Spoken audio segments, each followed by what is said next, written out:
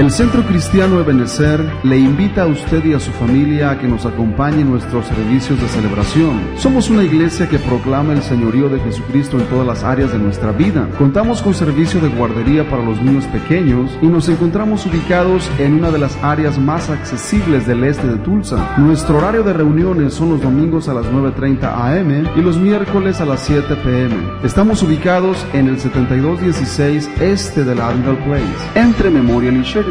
Puede llamarnos al teléfono 918-951-1473. 918-951-1473.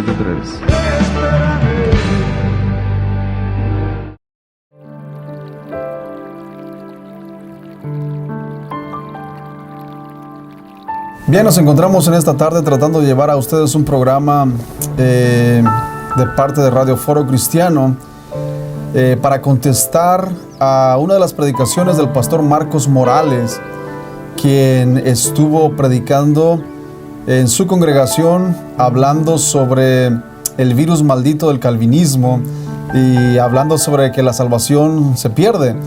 Nos ha parecido bien traer este programa para de alguna manera contestar las objeciones del pastor Morales. Estaremos haciendo este programa en dos partes. En esta primera parte nos enfocaremos en examinar los versículos que prueban y demuestran que la salvación es segura para el creyente, que la palabra de Dios nos muestra que la salvación no depende de nosotros, sino es una obra de Dios solamente. No intentamos de ninguna manera ridiculizar al pastor Morales, ni mucho menos cuestionar su sinceridad. Simplemente creemos que es nuestro deber mostrar lo que creemos y por qué lo creemos, y de alguna manera retarlo, desafiarlo también a que examine lo que los calvinistas creemos, y que de alguna manera la crítica que ha hecho al calvinismo, aunque es un poco fuerte, aún así como cristianos tenemos que reconocer que no somos herejes, sino que somos hermanos en Cristo y que tenemos que reconocernos como tales. Por lo tanto, para este programa me acompañan el pastor Moisés Soto, quien estará participando también, el hermano Víctor Arteaga, quien estarán dando sus comentarios al respecto. Y bueno, estaremos analizando algunos versículos y tratando de examinar lo que la palabra del Señor enseña al respecto. Me gustaría que cada uno de ellos diesen un saludo y bueno, que mostraran o hablaran sobre el por qué es necesario llevar adelante este video. Adelante, hermano Moisés. Bueno, gracias por la invitación, Pastor David, una vez más, y gracias. Un gusto estar también con el hermano Víctor aquí. Y creo que es importante que abordemos este tema debido a que, pues, como acabas de expresar, hay cierta sinceridad en los hermanos que exponen sus pensamientos, pero al no profundizar en las escrituras, sino expresar una interpretación correcta, podemos llevar a caminar en un error a toda una multitud. Sí. Y yo creo que por eso creo conveniente que estemos abordando este tema a la luz de las Escrituras. Así es. Hermano Víctor, ¿algún pensamiento que quieras decir? Pienso que es importante porque me da la impresión a mí que el hermano Morales, lo considero un cristiano, él ha estado escuchando las lecturas de Dave Hunt. Es un americano que ha escrito varios libros, especialmente en contra del calvinismo y de las doctrinas reformadas, y de algunos puntos buenos también contra los cultos. Pero en esta oportunidad me da la impresión de que él está repitiendo lo que ha hecho este hermano Hunt, y está distorsionando la idea de que la salvación se puede perder por cualquier condición o por cualquier cosa que el cristiano haga. Y yo pienso que eso está mal y se debe corregir. O sea, se debe corregir. Claro. Es necesario mencionar que no tenemos nada personalmente contra el pastor Morales. Creemos que es un siervo de Dios y que es un hombre que está dedicado al trabajo en la obra del Señor, y por lo tanto no lo atacamos en ningún sentido de la palabra a él o a su persona, sino solamente tratamos de examinar sus argumentos y ver si lo que él dice es bíblico o si no. Porque como bien decía James White en su debate con Dave Hunt, en este mismo sentido, en este mismo tema, le dijo James White que él podía estar siguiendo una tradición. Y a lo que Dave Hunt dijo, yo no tengo tradiciones. Y James White le contestó que todo aquel que niegue que tiene tradiciones es el que está más esclavizado a ellas. Y yo creo que es necesario entender que todos tenemos tradiciones. Y de alguna manera, esas tradiciones son las que a veces vienen a colorear nuestros puntos de vista bíblicos. Pero es siempre necesario examinar nuestras tradiciones y ver si lo que nosotros creemos está de acuerdo con lo que la Biblia claramente nos enseña. Así que en esta primera parte del video estaremos abordando los versículos que nos hablan sobre la seguridad que tiene el creyente en Jesucristo. En el próximo video, la segunda parte, estaremos interactuando con los versículos que se encuentran en el Nuevo Testamento y que parecieran decir que la salvación se puede perder.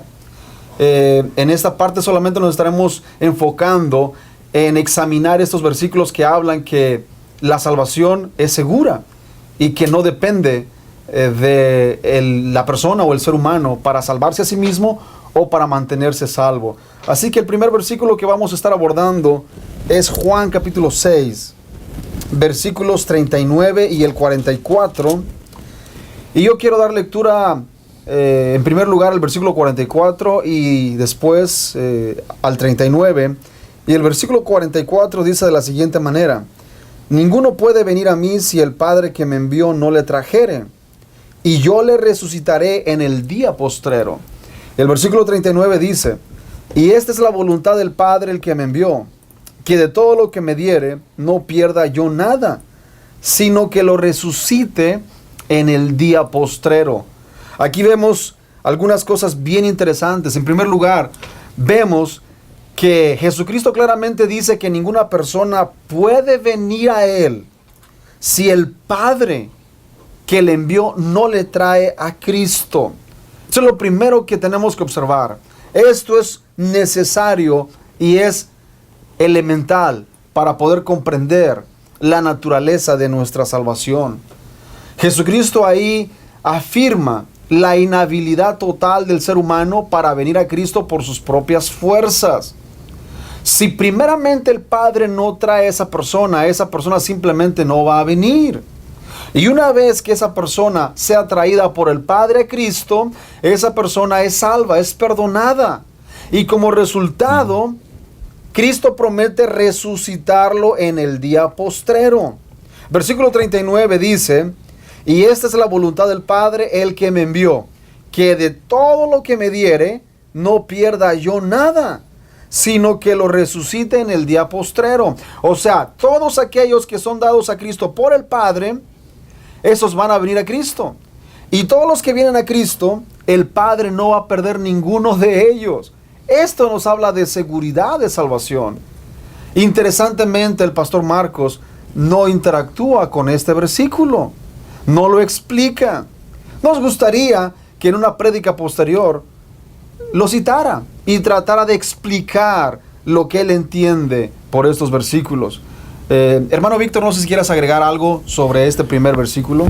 Ya, en cuanto al versículo del versículo 44, no sé, 44, dice: nadie puede venir a mí, en un sentido, porque Efesios capítulo 2, versículo 1 dice: y Él os dio vida a vosotros cuando estabais muertos en delitos y pecados, en los cuales anduvisteis en otro tiempo.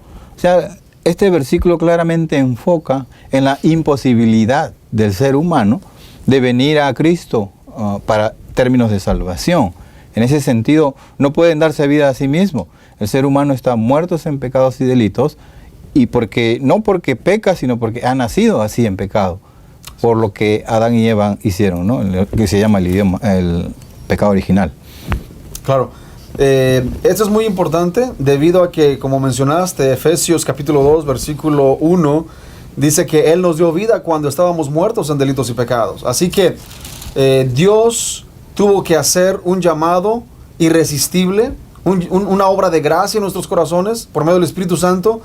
Y cuando Él hizo esta obra de gracia, nosotros pudimos clamar a Cristo por misericordia y ocurrió un milagro. Así que entender esto nos va a mostrar que si nosotros no hicimos nada para merecer la salvación, entonces no es obra nuestra. Y si no es obra nuestra, significa que entonces nuestra seguridad no descansa en nuestras manos, sino descansa en las manos de Dios. ¿Qué opinas de esto, Pastor Moisés? Bueno, estamos viendo claramente cómo las Escrituras advierten que la naturaleza humana no posee un libre albedrío porque está bajo la esclavitud del pecado, o sea, bajo la depravación, una depravación total, y es incapaz de creer en Dios si Dios no le faculta para hacerlo. Y vamos a tocar más adelante pasajes como Romanos capítulo 3, verso 1 al 19 y otros pasajes que tú tienes preparados. Así es, bien. Este primer versículo que estamos abordando nos habla de la seguridad de la salvación. Todos aquellos que son traídos a Cristo por el Padre son salvos. Y todos aquellos que el Padre le ha dado a Cristo para que sean salvos, Cristo dice que no va a perder nada. Por lo tanto, todos aquellos que el Padre le ha dado, finalmente serán salvos. Y finalmente serán resucitados en el día postrero. Así que esos versículos claramente nos muestran que la seguridad de la salvación es una realidad establecida en las Escrituras. No algo que se inventaron algún grupo de cristianos, no algo que hemos inventado, no, es algo establecido por el mismo Cristo. Es una verdad fundamental en la palabra de Dios. El segundo versículo, la segunda porción que estaremos examinando se encuentra en Juan 10, solamente unas pocas páginas hacia adelante del Evangelio de Juan. Y ahí en el capítulo 10, versículos 27 al 29, Cristo una vez más dijo lo siguiente: mis ovejas oyen mi voz y yo las conozco y me siguen, y yo les doy vida eterna, y no perecerán jamás, ni nadie las arrebatará de mi mano. Mi Padre que me las dio es mayor que todos, y nadie las puede arrebatar de la mano de mi Padre.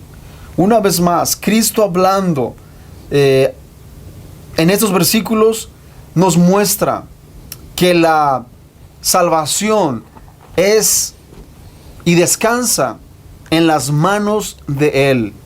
Y por si esto fuera poco, Él apela al Padre y dice que las ovejas están en las manos del Padre.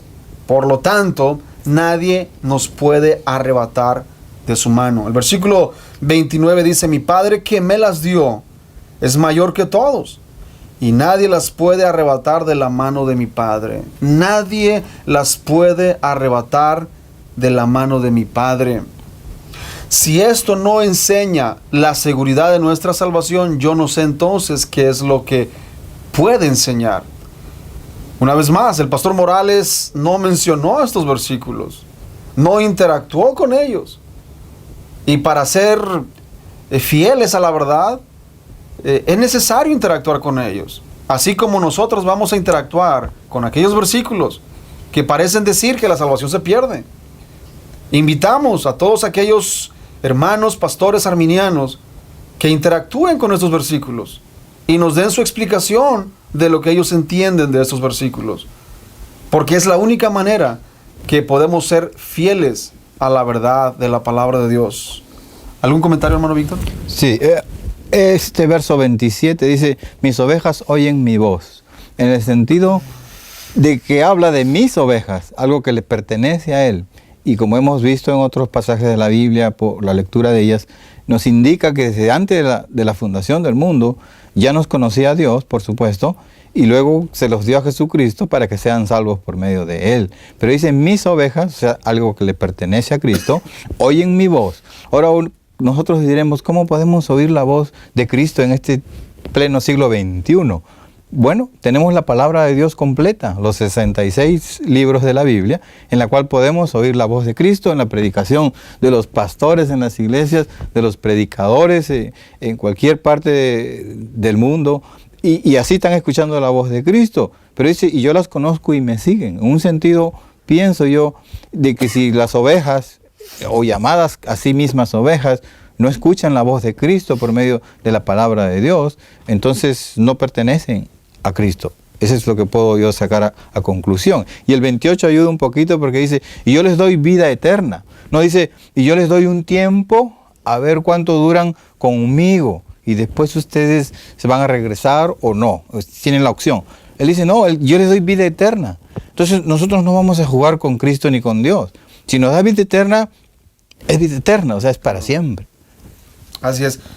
Y me llama la atención, ahorita que mencionaste eso, lo que Cristo dice en otro versículo, en este mismo capítulo, dice, reprochándole a los fariseos su incredulidad del por qué ellos no creían, Él les dijo, vosotros no creéis porque no sois de mis ovejas. Vosotros no creéis porque no sois de mis ovejas. Eso es importantísimo. En otras palabras, si ellos fueran de sus ovejas, creerían. Pero debido a que no son de sus ovejas, no creían en Él. Simplemente no creían en Él.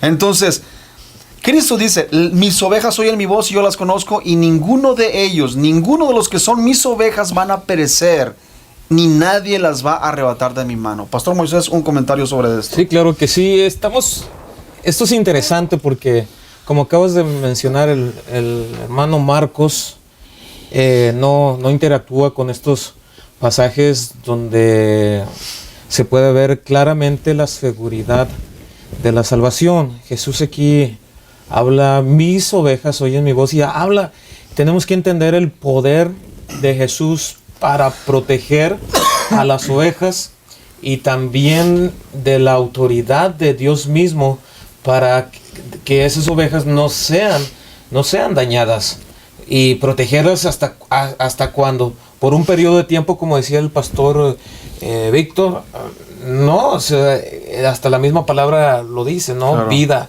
Vida eterna, o sea, por siempre, ¿sí? Y pues me gusta aquí que dice, mis ovejas oyen mi voz y yo las conozco y me siguen. Dice, y yo les doy vida, no momentánea, eterna. Sino vida eterna. Es importantísimo esta observación que haces, Pastor Moisés, debido a que Cristo muestra que Él da vida eterna, no vida temporal, sino vida eterna. Sí. Entonces, si Él da vida eterna a un pecador arrepentido, esa vida eterna que le da no puede estar condicionada por nada. Es algo que Él le otorga, simple y sencillamente es un regalo de su gracia, y es vida eterna, como Él dice. Por lo tanto, interactuando honestamente con estos textos, no se puede llegar a la conclusión de que una oveja pueda perderse. Definitivamente no. Yo no creo que alguien que sea suficientemente honesto al texto sagrado pueda hacer una exégesis correcta de estos versículos y desprenderse de aquí la enseñanza de que una oveja de Cristo finalmente puede terminar en el infierno.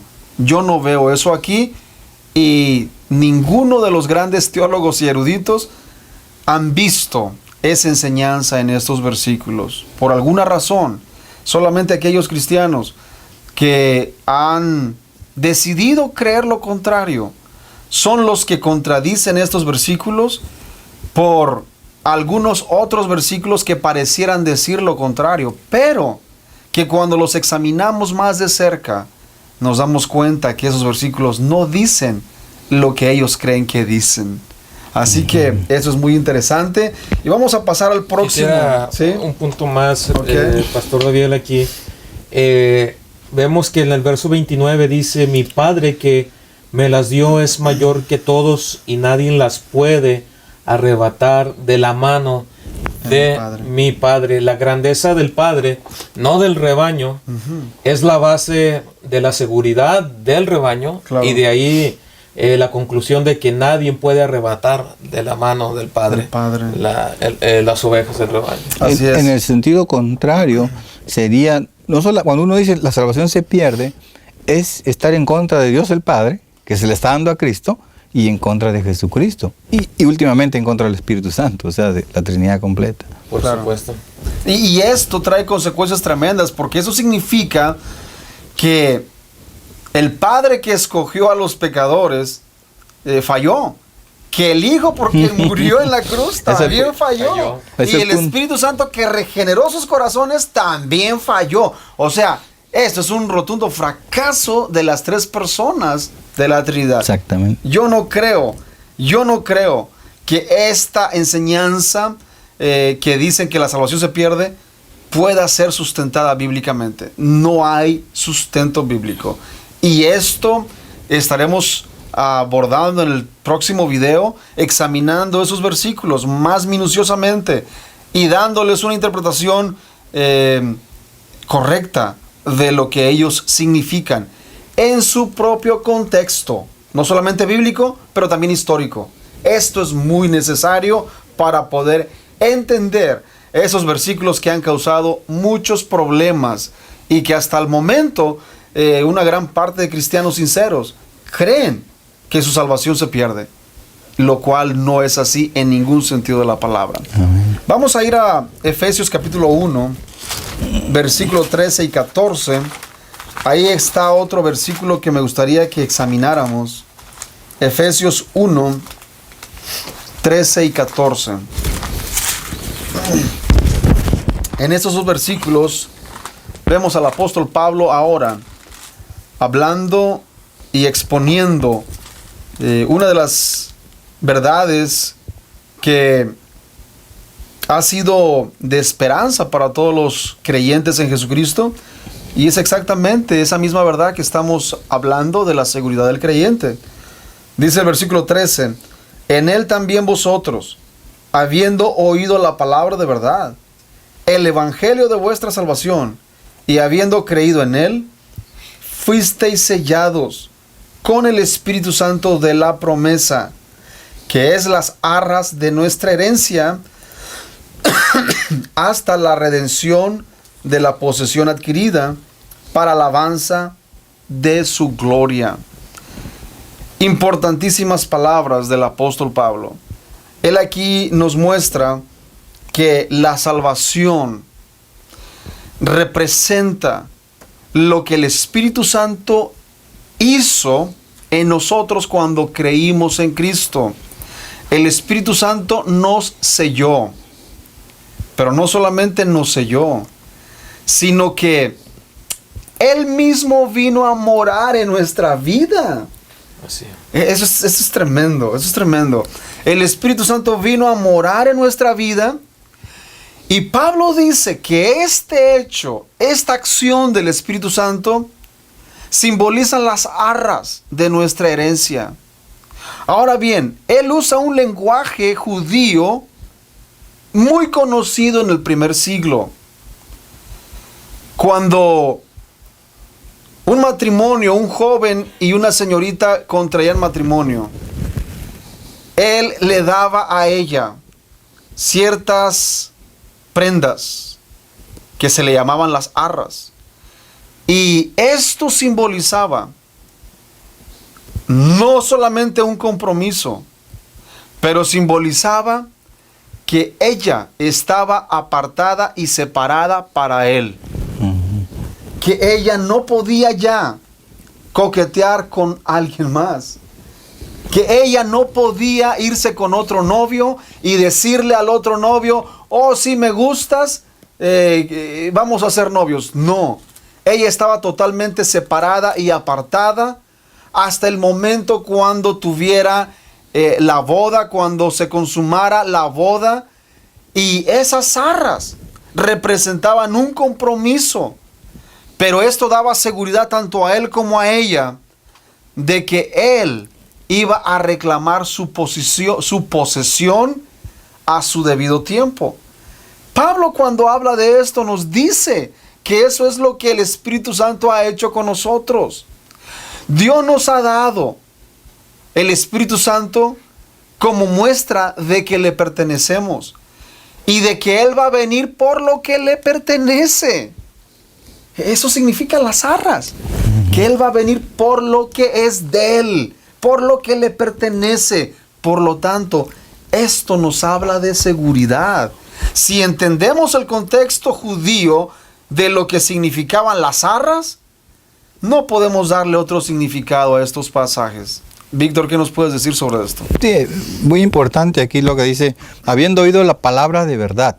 Y la palabra de verdad es lo que nosotros predicamos, ¿no? Constantemente, el evangelio de la palabra de Dios para salvación. Sí. Ahora, este evangelio para salvación, una vez que la persona cree, porque está muerto en pecados y delitos, Dios lo resucita, le da vida nueva, uno es sellado.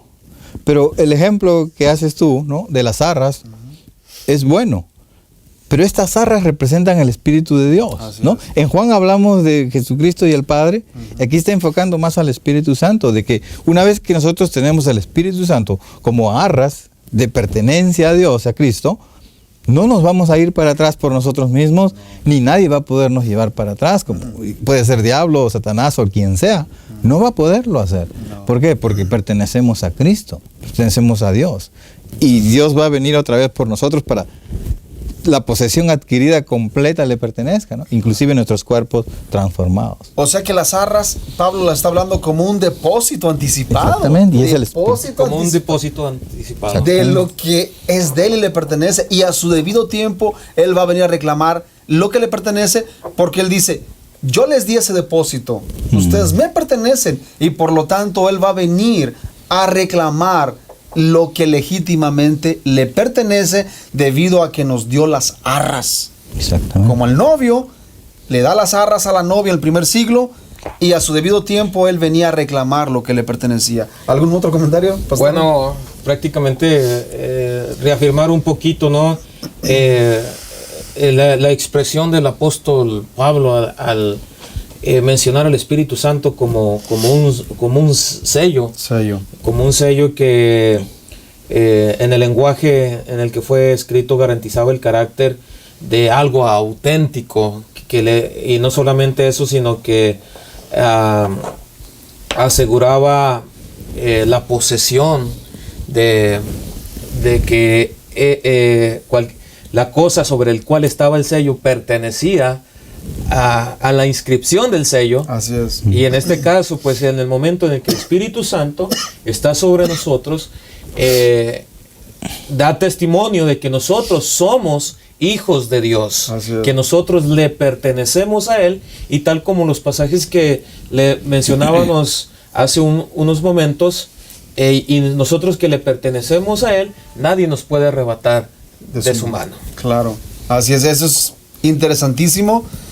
Y a simple vista este pasaje no menciona nada de seguridad, pero viendo el lenguaje que usa Pablo, obviamente que sí habla de seguridad. Y lo que el pastor Moisés habló acerca de ese sello es importantísimo, porque ese sello también era usado en el primer siglo como garantía de que cuando el emperador romano, por ejemplo, sellaba un paquete, nadie podía abrirlo. Ese sello era de autoridad y nadie podía violar ese sello. Dios nos ha sellado con su Espíritu. Y cualquiera que intentaba violar aquel sello era tratar de violar la autoridad, y todo el peso de la autoridad caía sobre esa persona. O sea, ¿quién podrá separarnos de Dios? Del amor de Dios, absolutamente nada. Yo escuché hace un tiempo como un predicador también indicaba acerca de estas arras, que es más o menos como el negocio de personas que se tienen confianza, que han hecho negocio anteriormente, y una de ellas pone el enganche, que se llama, ¿no? la cuota inicial, el down payment en inglés. Y es que voy a pagar yo completamente todo, poco a poco hasta el final, pero lo voy a pagar. Es una idea más o menos de negocios, también se podría decir.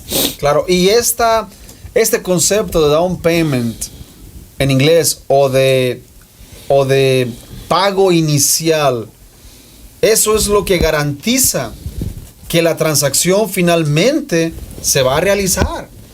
Eso es lo que garantiza que finalmente esa transacción va a tener lugar y que no va a ser algo que se va a frustrar, que se va a truncar en ninguna manera. Esto habla de seguridad, que lo que el Señor comenzó, que la buena obra que el Señor ha comenzado en nosotros, el apóstol Pablo dice que la va a perfeccionar hasta el día de Cristo. Así que esto es sumamente importante. Y estos versículos de Pablo en el capítulo 1 de Efesios nos hablan de esa clase de seguridad que los cristianos poseemos. Esa seguridad que no depende de las circunstancias, sino depende de Dios mismo. Porque Dios es el que nos ha perdonado.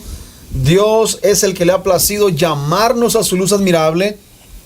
Y si estamos en Cristo, no es por nuestras propias fuerzas, es por la pura gracia de Dios. Amén. Cuando entendemos esto, ahora sí las piezas caen en su lugar.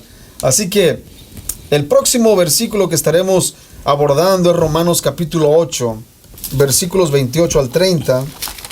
Romanos 8, 28 al 30.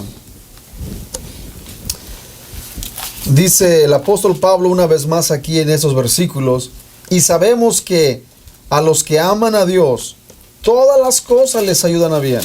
Esto es, a los que conforme a su propósito son llamados. Porque a los que antes conoció, también los predestinó para que fuesen hechos conforme a la imagen de su Hijo, para que Él sea el primogénito entre muchos hermanos.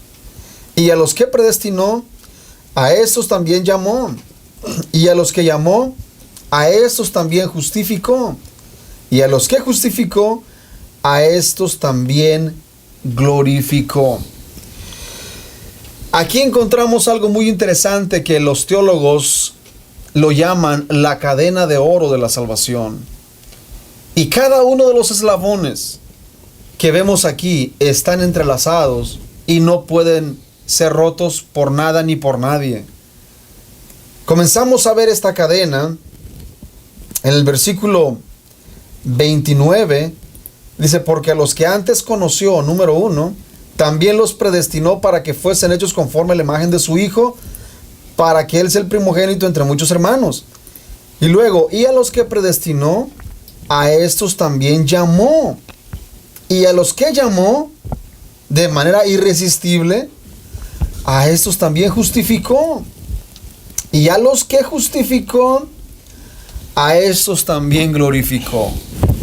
Yo no puedo entender cómo un cristiano que honestamente se enfrente con este texto de la Escritura pueda llegar a la conclusión de que la salvación se puede perder, cuando aquí claramente vemos que es Dios el que inicia todo el proceso de salvación. Él nos conoció desde antes que naciésemos. Es más, desde antes de la fundación del mundo, Él ya nos había conocido. Y no solamente nos conoció, pero debido a que a Él le plació escogernos para salvación. Eso es lo que en realidad el apóstol Pablo tiene en mente cuando dice conocer. No es un mero conocimiento pasivo. No es como cuando nosotros conocemos un país, o cuando nosotros conocemos ciertos hechos abstractos o de cualquier otra índole. No se refiere a eso. Se refiere a un conocimiento íntimo y personal. Ejemplo, la palabra de Dios dice en el Antiguo Testamento que Dios le dijo al pueblo de Israel: a vosotros solamente he conocido de todos los pueblos de la tierra. Pregunto, ¿acaso Dios no conocía a los cananeos? ¿Acaso Dios no conocía a los egipcios?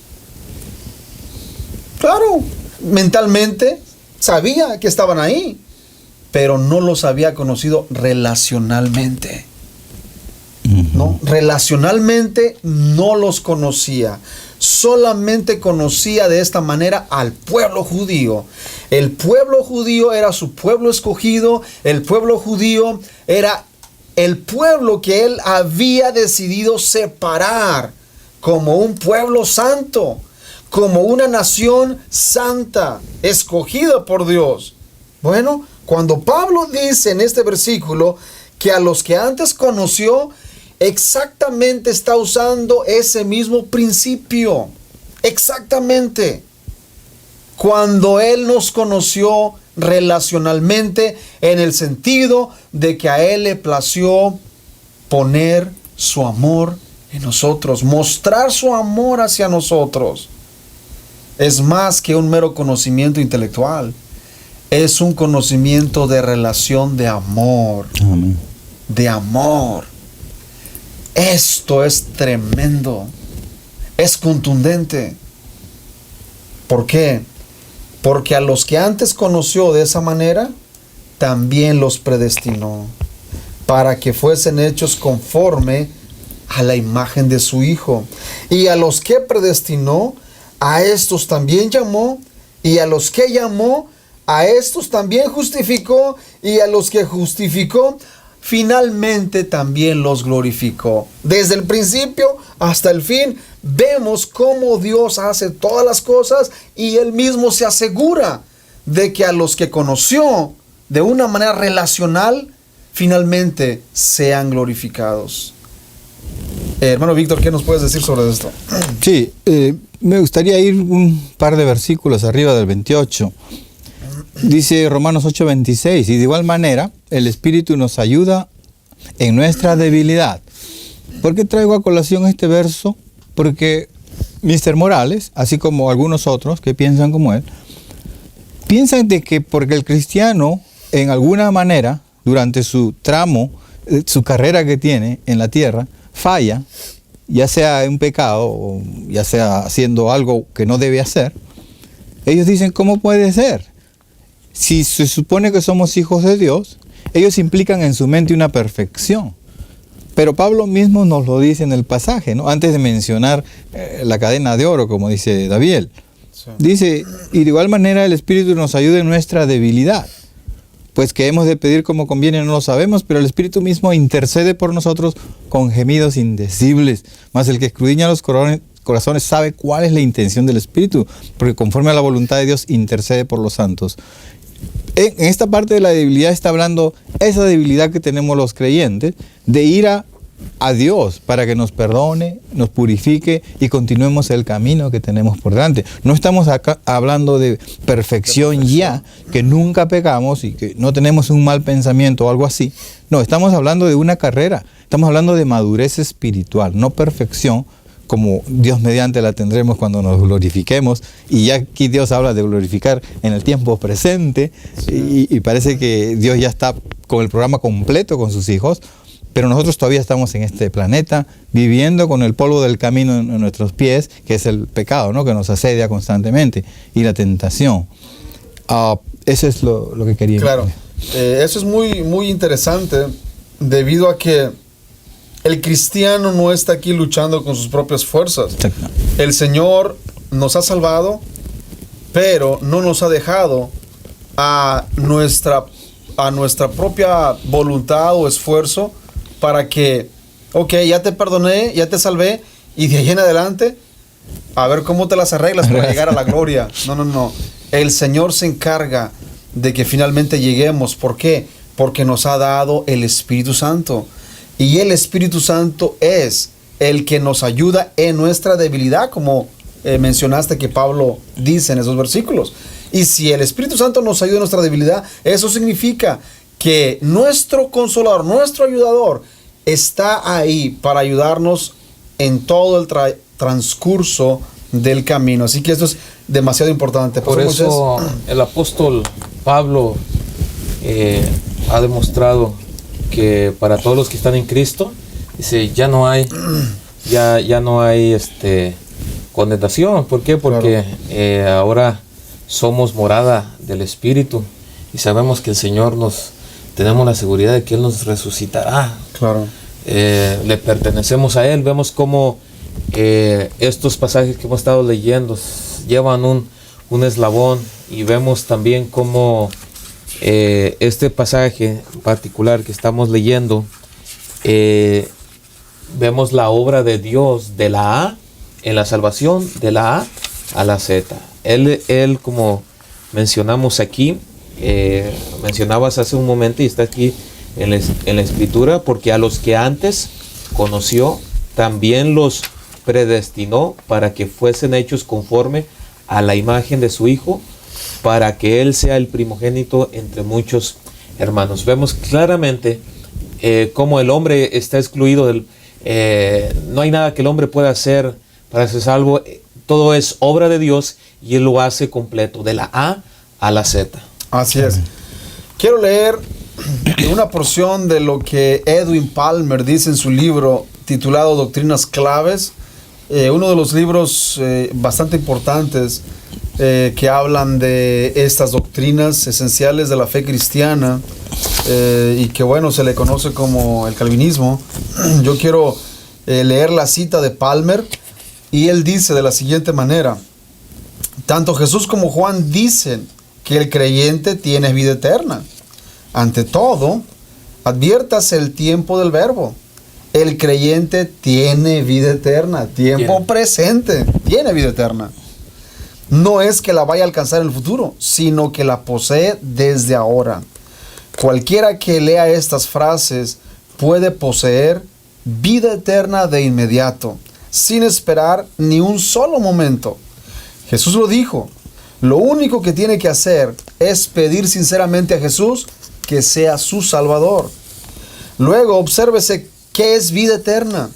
Esto significa vida para siempre. O de otra manera, una vez salvo, siempre por siempre.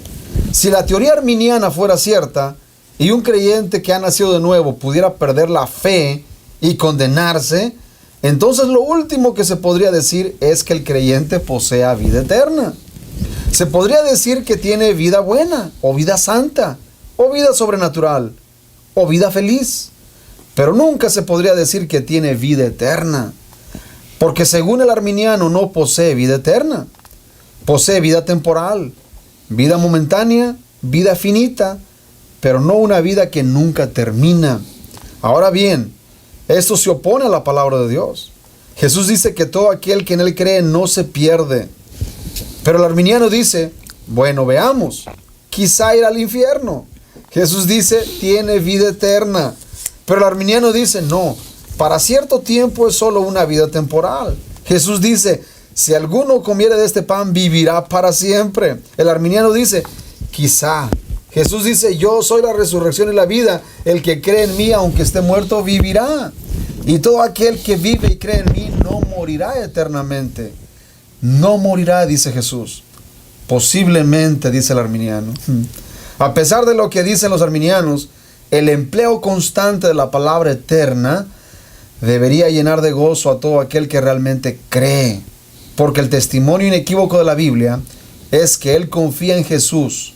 Que el que confía en Jesús no morirá, sino que tendrá vida eterna, que nunca terminará. Gracias a Dios por la vida eterna. Esta cita la encontramos en la página 126 del libro Doctrinas Claves. ¿Un comentario a esto, Pastor Moisés?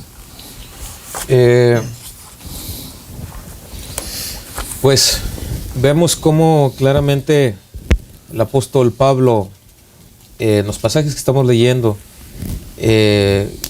garantiza y afirma la seguridad de la salvación en que una vez en Cristo, como lo menciona aquí, dice, y sabemos que a los que aman a Dios, a los que están en Cristo, dice, todas las cosas les ayudan para bien, esto es, a los que conforme a su propósito son llamados. Dios tiene el cuidado de aquellos que le pertenecen y los guiará hasta su destino, como decías hace un momento, nos perfeccionará hasta que Él venga y eventualmente estemos con Él. Así es. Ahora bien, esto a que nosotros abogamos es básicamente lo que se conoce como la perseverancia de los santos.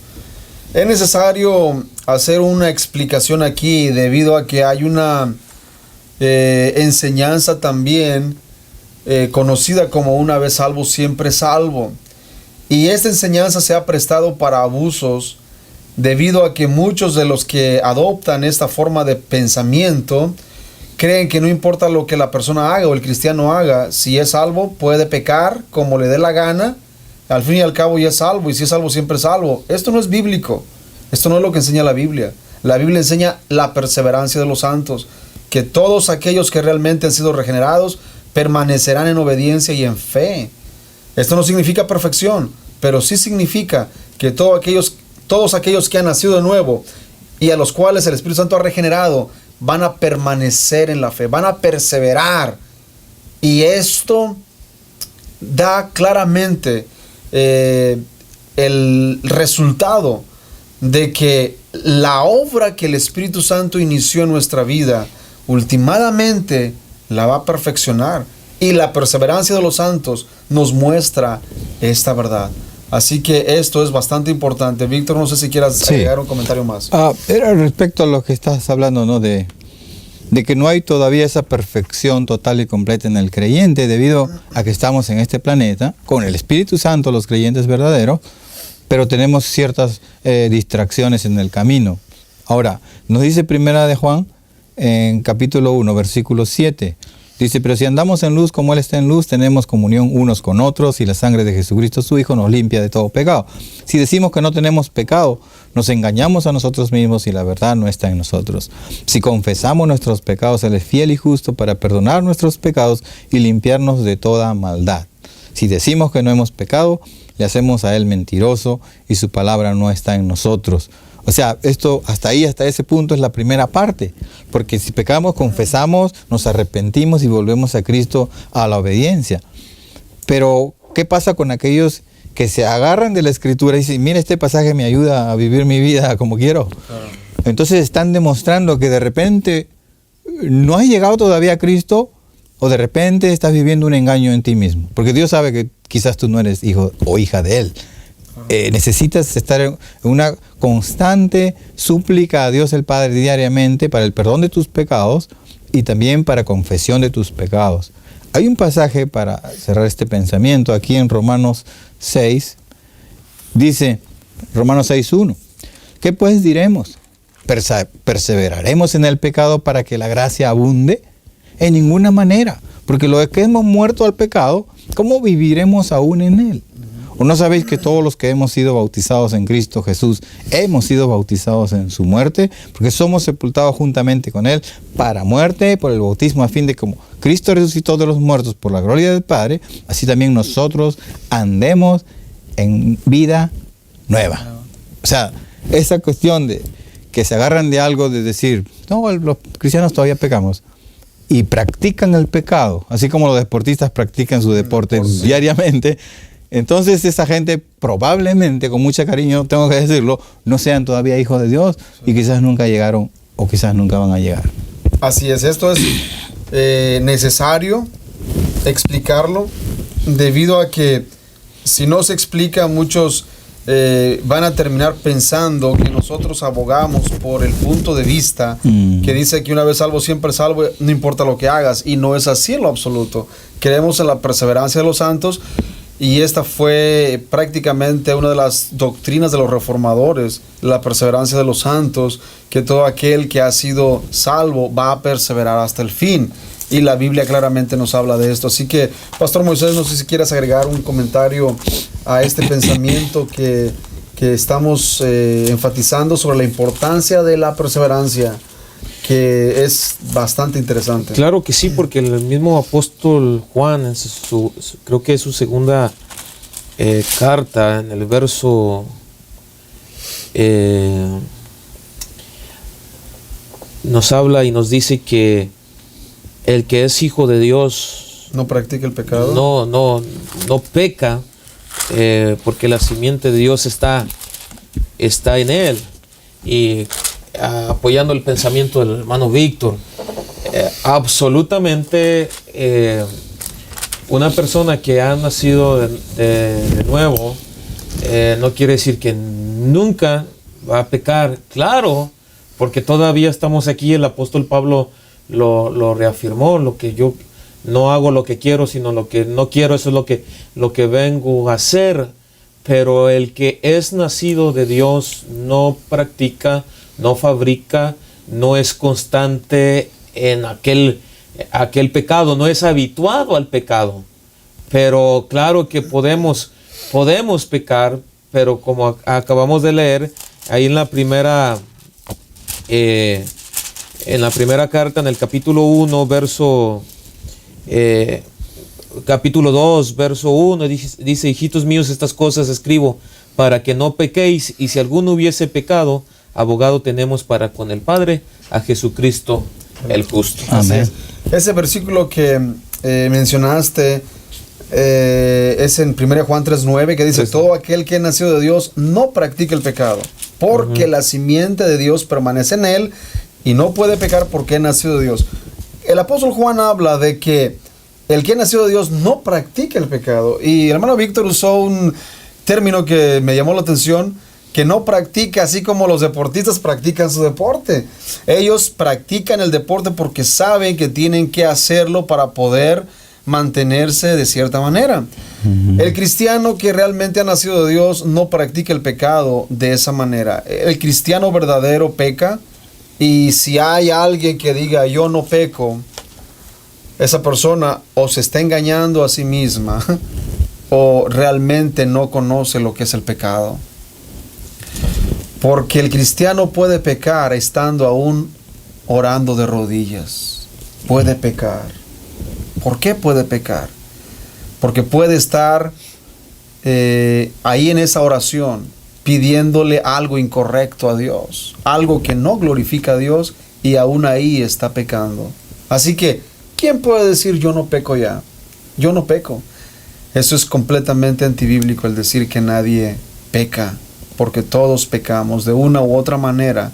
Nosotros pecamos, pero el verdadero creyente que ha sido nacido del Espíritu Santo siempre va a reconocer su pecado y siempre va a confesar sus pecados delante del Padre. Voy a leer una cita más de Edwin Palmer, y dice de la siguiente manera. Él hace algunas preguntas interesantes y dice: ¿acaso el creer en la perseverancia de los santos no hará que algunos se vuelvan licenciosos?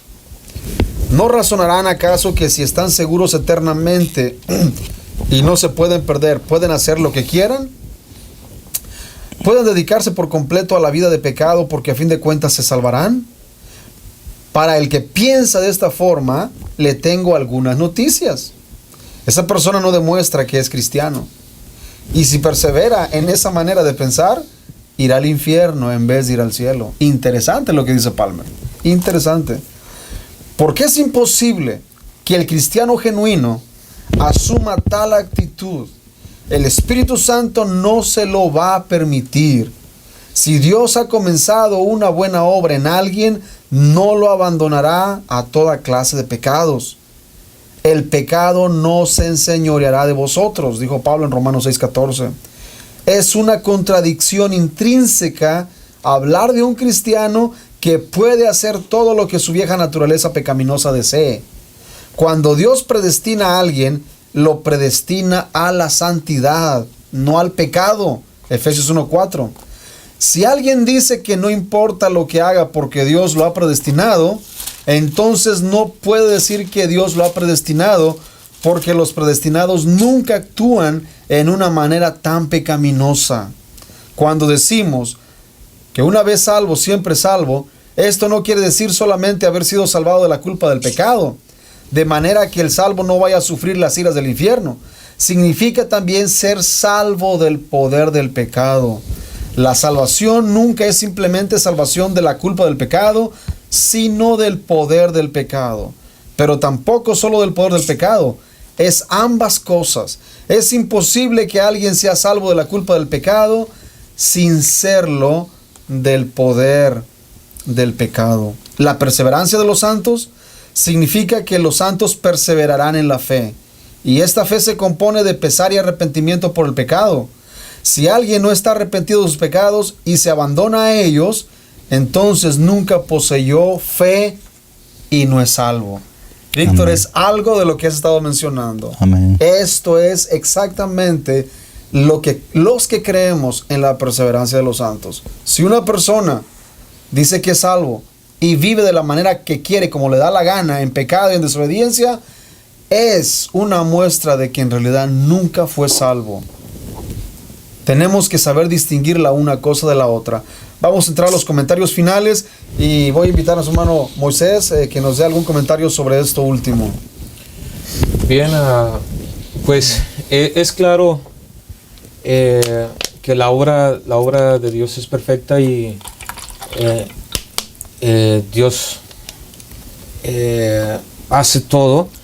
Y dice ahorita el pasaje que estábamos leyendo ahí en San Juan capítulo, el pasaje que estaba leyendo, creo en la primera carta capítulo 3, verso 9, nomás para señalar un punto ahí, dice: todo aquel que es nacido de Dios no practica el pecado, dice, porque la simiente de Dios permanece en él, la naturaleza de él ahora está en nosotros, y es imposible que, conociendo que él es santo y que su naturaleza ahora está en nosotros podamos deleitarnos en aquello que él aborrece. No es posible, porque ahora nosotros tenemos su naturaleza, y su misma naturaleza en nosotros nos hace repudiar todo lo que él odia. Así es, todo lo que él detesta. Todo lo que él detesta y aborrece. ¿Por qué? Porque compartimos su naturaleza. Hermano Víctor, un comentario final sobre esto. Aquí en Primera de Timoteo, capítulo 4, versículo 7, dice, desecha, o sea, Pablo le está hablando a Timoteo, dice, desecha las fábulas profanas y de viejas, ejercítate para la piedad, porque el ejercicio corporal para poco es provechoso, pero la piedad para todo lo que aprovecha para todo, pues tiene promesa de esta vida presente y de la venidera. Esta palabra ejercítate o ejercicio corporal en un sentido viene de lo que nosotros llamamos gimnasio, ¿no? Es gimnasia. Sí. O sea, ejercítate significa no que vamos a ser súper santos o perfectos cuando venimos a Cristo, pero este es un constante ejercicio de la piedad. Y la piedad significa pues, tratar de vivir en la santidad, ¿no? Por ejemplo, Dios está en un estado de santidad. Nosotros entramos y salimos porque pecamos, pero debemos ejercitarnos diariamente para la piedad. Jesucristo dijo, el que quiera venir en pos de mí, niéguese a sí mismo, tome su cruz cada día y sígame. O sea, el ejercitarse para la piedad es diariamente, constantemente. Es lo que puedo dejar. Claro. Bien, pues vamos a terminar esta sesión que hemos iniciado. Estaremos continuando en la segunda parte de este video, examinando y abordando los textos que hablan y parecieran decir que la salvación se pierde. En esta sesión hemos examinado los textos y claramente nos dicen que no es así, que la vida es eterna y que la salvación no depende de nosotros, sino es una obra de Dios, de principio a fin. En la próxima sesión estaremos interactuando con aquellos versículos que son usados por nuestros hermanos arminianos que creen que la salvación se pierde. Vamos a estar examinándolos uno por uno y tratando de interpretarlos en su contexto bíblico e histórico y ver si realmente lo que ellos afirman es así. Así que Dios les bendiga. Gracias por habernos acompañado en este tema y nos estamos viendo en la próxima sesión. Dios les bendiga.